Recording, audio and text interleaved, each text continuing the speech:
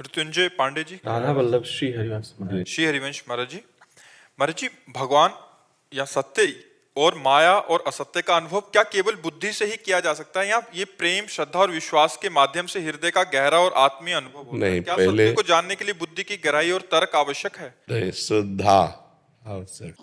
तर्क आवश्यक नहीं है, श्रद्धा आवश्यक है। ज्ञान प्राप्त करने के लिए या भक्ति प्राप्त करने के लिए श्रद्धा आवश्यक है। श्रद्धा के बाद विश्वास आवश्यक है।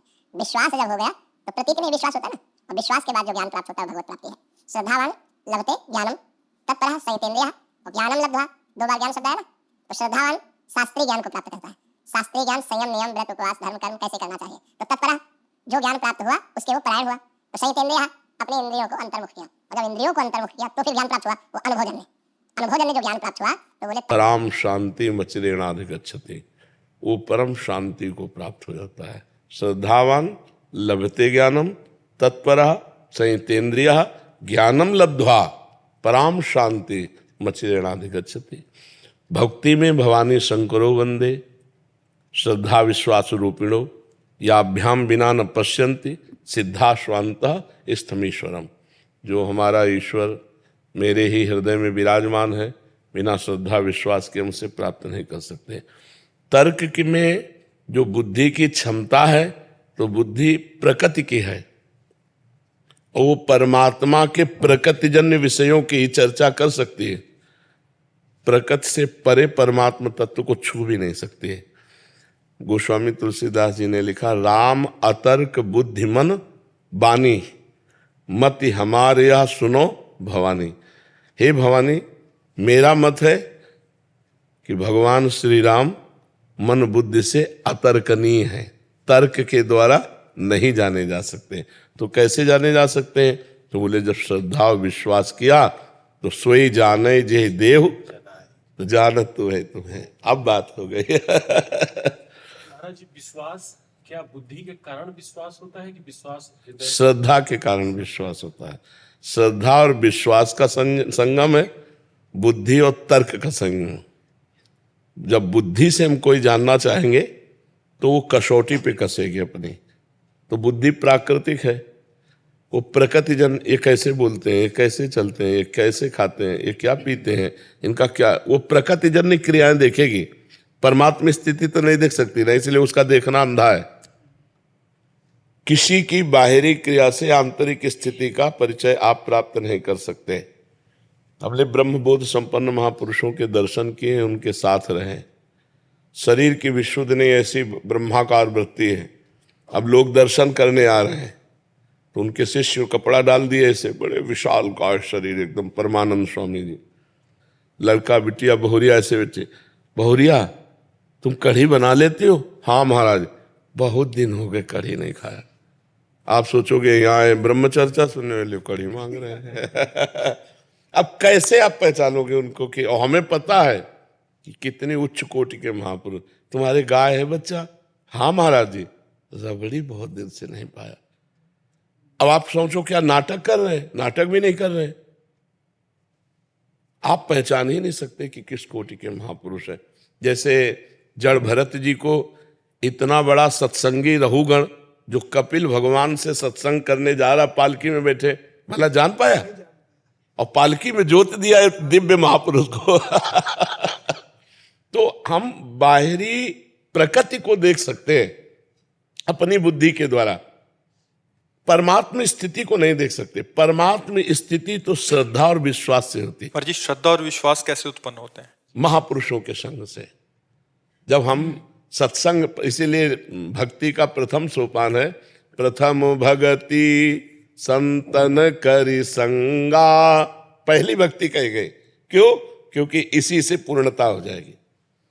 जब हम सत्संग करते हैं ना, पहली भक्ति श्रवणम, सुना जब न, श्रवणम कीर्तनम स्मरणम विष्णुपाद सेवनम अर्चनम वंदनम दास्यम सख्य आत्मनिवेदनम। ये आत्मनिवेदन पूर्णता है। तो ये कब हुई? श्रवण से। जब हम संतों के मुख से सुना ब्रह्मानंद, भगवदानंद, भगवान की प्रेम, स्वभाव, करुणा, मंगल की बातें, तो हमारे हृदय में श्रद्धा उत्पन्न हुई। जब श्रद्धा उत्पन्न हुई, हम सतमार्ग में चले तो कुछ कुछ अनुभूतियां होने लगी, तो विश्वास होने लगा। समझ रहे ना? हाँ, इसमें सही पूछो तो बुद्धि को बेचना है। लेकिन महाराज जी पूरी पढ़ाई लिखाई संसारिक शास्त्र सब तो बुद्धि को ही प्रखर करने में लगे हुए हैं। कितना शार्प कोई देख सकता है, कितना समझ सकता है। तो इसके बाद वो क्या मुक्त हो पाए क्या? नहीं भाई जी हनुमान प्रसाद पोद्दार जी का एक पद, हमें बुद्धिहीन बना दो हे ये जितना दौड़ेगी ना उतना ही फंसाती जाएगी। महाराज जी कुछ समय जैसे आप कहते हैं मानी संख्या लगा के चलते रहे, तो गुरु पे विश्वास करके कि हम जैसे गाइड कहाँ लेके जा रहा है हम केवल विश्वास कर रहे हैं, तो चलते रहें, लक्ष्य की प्राप्ति हो जाएगी, यही इसका भाव है महाराज जी। कुछ समय मतलब अपनी बुद्धि को एक साइड में रख के प्रथम हृदय श्रद्धा जो करे, आचार्यजन जाय अनुसरे जहां जहां हरिवंश के, और रसिकन की सेवा जब होए, प्रीत सहित बूझो सब कोई, कौन धर्म हरिवंश को, कौन सुरीति कौन आचरण। जब हम श्रद्धा करेंगे प्रथम, तभी अब आगे बढ़ पाएंगे। बस महाराज जी अंतिम एक, संत के बीच में रहना, संत जनों के बीच में रहना या उनकी सुन के और उनके संयम पे रहना, क्या बात दोनों एक ही जैसा है? ओस ज्यादा है। जो संत से दूर रह करके और उनकी केवल आज्ञा पर अपना जीवन व्यतीत कर रहा है, वो उससे ज्यादा है जो उनके नजदीक रह रहा। क्यों? क्योंकि नजदीक वाले को तो विरह नहीं सताएगा, उसको तो है कि मैं इनके नजदीक हूं, लेकिन उसको वो आज्ञा का पालन कर रहा है नजदीक वाला, और उनके सानिध्य में है, तो उसमें एक कमी है कि उसे विरह नहीं व्याप्त है। आज्ञा का पालन वो भी कर रहा है उनके दूसरा उनके सानिध्य का प्रगट में अनुभव नहीं कर रहा, लेकिन तड़प रहा है, उनकी आज्ञा का पालन कर रहा है और अपने में कमी महसूस कर रहा है। काश मैं भी गुरुदेव का संग कर पाता, मैं भी उनकी चरण सेवा कर पाता, 24 घंटे उनके मुखारविंद को देखते हुए उनकी आज्ञा का पालन करता। उसको रोना आएगा, उसको तड़पना आएगा और इसको गर्व होगा, तो वो आगे निकल जाएगा। हम विदेश में हैं महाराज जी, वहाँ पे हम सभी अपने आप को यही कोसते रहते हैं। हाँ बताइए क्या कृपा हाँ, नहीं, भगवान ने ब्राह्मण पत्नियों को जब मथुरा की आई ना, तो उन्होंने कहा अब तो हम आपकी शरण में आ गए। वेद ऐसा कहते हैं जो आपकी शरण में आता है उसका कभी आप त्याग नहीं करते। तो भगवान ने कहा मेरे समीप रहना ही प्रेम का लक्षण नहीं है। मेरे प्रेम की वृद्धि मेरे अंग संग से जितना नहीं होती, उतना मेरी लीला कथा श्रवण से, नाम कीर्तन से, मेरे ध्यान से होती है। तो अंग संग आवश्यक नहीं है, आवश्यक है उनकी आज्ञा का पालन। आज्ञा पालन में अंग संग का अनुभव होता रहेगा। जैसे आप मेरे गुरुजी ने ये कहा है, मेरे गुरुजी ने, तुम्हारे दिमाग में गुरुजी बैठे, तुम्हारे हृदय में गुरुजी बैठे, और इसके बाद एक अभाव है दैन्यता, एक अभाव है अहंकार का। हृदय में दैन्यता है कि यार सब कुछ तो है, पर मैं अपने गुरुदेव की चरण सेवा आज तक नहीं कर पाया, आज तक गुरुदेव को भोजन नहीं पवाया, आज तक गुरुदेव को स्नान नहीं कर, हमारे भाग्य इतने कहाँ। तो ये दैन्यता और वो भजन उसको आगे बढ़ा देगी। तो ये लगे रहो, भगवान ने बड़ी कृपा की है। अमरदीप शर्मा जी, राधा वल्लभ श्री हरि। महाराज जी आपके चरणों में कोटि कोटि प्रणाम। गुरुदेव भगवान, नियमित रूप से भजन नहीं कर पाता हूं, और यदि कोई वैष्णव जन भजन करने को बोलता है तो उन्हें बड़ी ठसक के साथ उत्तर देता हूं कि साधन भजन बल से श्री जी की प्राप्ति नहीं होगी, श्री जी तो केवल श्री जी की और गुरुदेव की कायरों को कृपा श्री से। जी की प्राप्ति होती है क्या? नहीं, हम साधन भजन गुरु जी की आज्ञा मानकर करते हैं, पर ये असाधन से बचने के लिए है। हमारा विश्वास है कि गुरु कृपा ही केवलम, मोक्ष मूलम गुरु कृपा। मेरे साधन भजन से नहीं, गुरु कृपा से भगवत प्राप्ति होगी, श्री जी की कृपा से प्राप्ति होगी। लेकिन गुरु जी ने आदेश किया है, हरिवंश नाम बिसरैन छिंसी, हरिवंश सहाय भल, एक क्षण के लिए भी नाम नहीं छूटना चाहिए। तो हम गुरु आज्ञा का पालन कर रहे हैं। अब ऐसा नहीं कि भजन साधन न करें और हम सब वैष्णवों को उत्तर दें कि श्री जी की कृपा से हो जाएगी, तो वो कायर पुरुष भगवान की कृपा का पात्र नहीं है। मन क्रम वचन छाण चतुराई, भजत कृपा करिहे रघुराई। जो मन वचन कर्म से चतुरता का त्याग करके अपने गुरुजनों की आज्ञा में रात दिन लगा है, और अपने लगने पे भरोसा नहीं, गुरु कृपा पे भरोसा है, वो सच्चा मार्ग का। प्रयास हमारा फल कृपा से, प्रयास हमारा, प्रयत्न हमारा जो उन्हीं के बल से हो रहा है, प्रयत्न भी उन्हीं के बल से हो रहा है, पर प्रयत्न में पुरुषार्थ हमारा और फल भगवान। और भगवान ने ऐसा कहा भी है, कर्मण्येवाधिकारस्ते मा फलेषु कदाचन। तुम कर्म के अधिकारी हो, फल का तुम मेरे ऊपर छोड़ो, तो वो भगवान के ऊपर छोड़ देते हैं। ऐसे चला जाता। अब कायर मन कर बैठे रहें तो बैठे भी तो नहीं रहेंगे, मनमानी आचरण होने लगेंगे। नहीं होने लगे। और फिर हम कहें श्री जी की कृपा से हमारा कल्याण हो जाएगा, तो फिर श्री जी सबसे दुश्मनी रखती हैं क्या? फिर तो चराचर जगत श्री जी का है, सबका कल्याण हो जाना चाहिए, पर नहीं होता। कल्याण उसी का होता है जो खूब डट के साधन करता है और भरोसा श्री जी का रखता है। दीपांशु जी कनाडा से। राधे राधे। राधे राधे महाराज जी। महाराज जी आपके चरणों में कोटि कोटि प्रणाम। महाराज जी अगर मुझे ईश्वर के बारे में सोचना है तो मुझे क्या भाव करना पड़ेगा, उनका कैसा चिंतन करना पड़ेगा? जैसे भाव के पहले नाम जप करना पड़ेगा। नाम से ही पहले कुभावों का तो नाश हो। जैसे स्त्री के प्रति मन जाता है पुरुष शरीर होने पर, नाना प्रकार के भोगों का चिंतन होता है, रुपये का चिंतन होता है, मान प्रतिष्ठा, ये कुभाव है। कुभावों का नाश हो तब भावोत्सवेन भजताम रस काम धेनुम तम राधिका चरण रेणु महम स्मरामि। वो कुभावों का नाश करने के लिए पहले नाम जप। जितना नाम जप करोगे उतने कुभाव नाश होंगे। नहीं चाहे जो भेष बना लो, चाहे जिस देश में रहो, कोई परिवर्तन नहीं होने वाला। सर्वत्र माया है, माया का कोई एक गढ़ नहीं है। क्या यहाँ माया नहीं है? धाम है भगवान का, पर यहाँ भी माया है। भजन करोगे तो तुम्हारा चश्मा अलग होगा, तुम्हें अलग दिखाई देगा, और भजन नहीं करोगे तो अलग चश्मा होगा, अलग दिखाई देगा।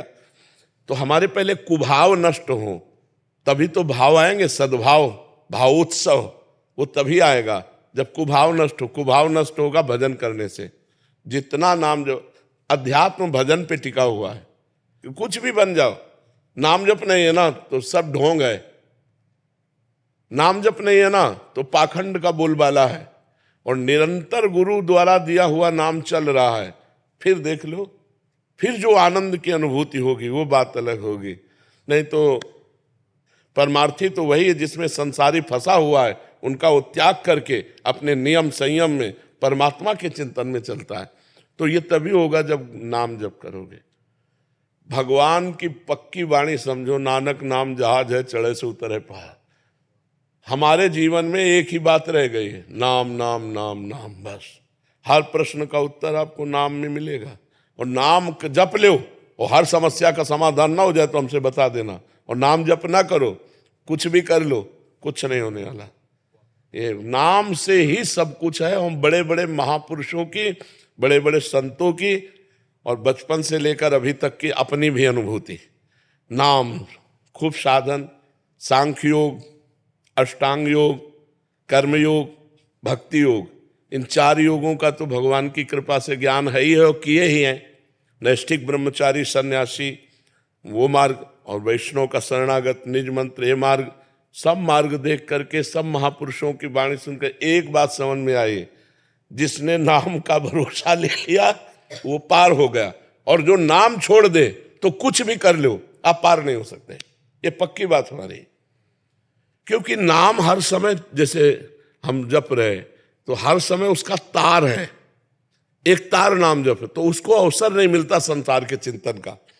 अब थोड़ी देर हम सोच लिया मैं ब्रह्म हूं, और इसके बाद चिंतन संसार का, तो ब्रह्म हूं कहते हुए भी घसीट के वो माया डाल देगी।